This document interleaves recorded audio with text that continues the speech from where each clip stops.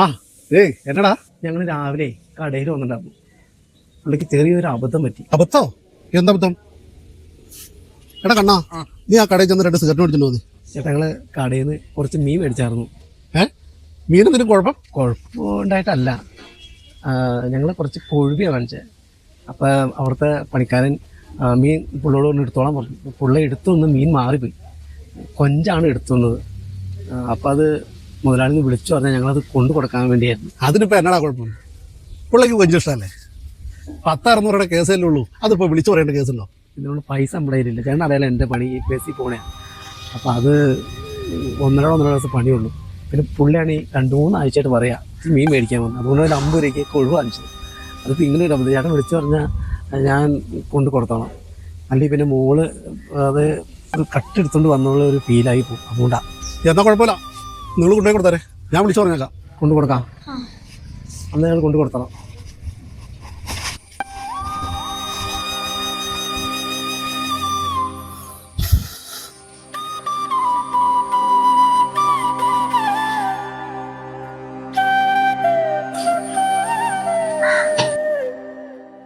മോളെ, എടാ നിങ്ങളൊരു കാര്യം ചെയ്യും, ആ റോഡിൽ നിന്ന് ഇറങ്ങും, വണ്ടി വഞ്ഞ. എടാ അതെ, നീ അത് കടയിൽ കൊണ്ടുപോയി കൊടുക്കൊന്നും വേണ്ട, മോളെടുത്തോ. മോൻ ഒരേ വാശി കുഴിമന്തി വേണമെന്ന്. അത് മേടിക്കാൻ വേണ്ടി ഇപ്പോൾ ഇറങ്ങിയതാ. തല്ലിക്കുട്ടി വളർത്താൻ അറിയാൻ പാടില്ലാത്തതുകൊണ്ടല്ല.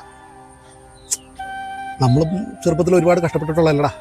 അവരും ആ ബുദ്ധിമുട്ട് അറിയേണ്ടത് കരുതിയാണ് നമ്മൾ വളർക്കുന്നത്. എന്നാ ആയിക്കോട്ടെ, നിങ്ങൾ പൊക്കോ. എടാ, ഇത് മോക്ക് ഇഷ്ടമുള്ള മീൻ കടയിൽ പോയി മേടിച്ചോ, പൈസയൊന്നും കൊടുക്കണ്ട.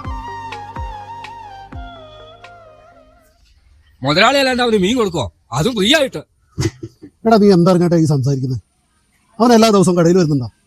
മാസത്തിൽ 1-2 തവണ വന്നാലേ. പിന്നെ അവൻ ഈ പ്രൈവറ്റ് ബസ്സിലെ ജോലിയല്ലേ. പ്രിയദർശിനി വന്ന പിന്നെ ഭയങ്കര കഷ്ടമാണ് അവൻ്റെയൊക്കെ കാര്യം. പിന്നെ നീ എന്നെ പറ്റിച്ച് എന്തോരും പൈസ നോക്കണമെന്ന് എനിക്കറിയാം. 100-200 വെച്ചാൽ ഡെയിലി മക്കളല്ലേ. ഇതൊന്നും ഞാൻ അറിയലാന്ന് വിചാരിച്ചേ. പിന്നെ കാശിന് അത്ര ആർത്തിയൊന്നും എനിക്കില്ല.